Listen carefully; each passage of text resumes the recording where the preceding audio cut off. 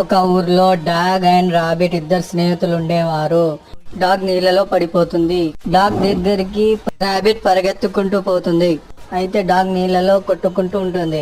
Dog ని కాపాడడానికి rabbit కూడా నీళ్ళలో దుంకుతుంది. డాగ్ ని కలుసుకొని డాగ్ అండ్ రాబిట్ ఇద్దరు బయటికి వస్తారు. అండ్ పోతూ ఉండగా ఒక షాప్ లో ఇద్దరు అన్నం తింటారు. అయితే డాగ్ కి రాబిట్ అడవికి వెళ్దామంటుంది. అడవికి పోయి ఇద్దరు కలిసి తింటారు. అప్పుడు కొత్త స్నేహితులు కూడా కలుసుకుంటారు. అప్పుడే ఒక చెడ్డ వ్యక్తి వీళ్ళిద్దరిని చూస్తారు. అతను చాలా డ్రింక్ చేసి పాపం ఇద్దరిని కారుతో ఢీ కొట్టి వెళ్ళిపోతాడు. అయితే ఇద్దరిని అంబులెన్స్ లో తీసుకొని హాస్పిటల్ కి వెళ్తారు.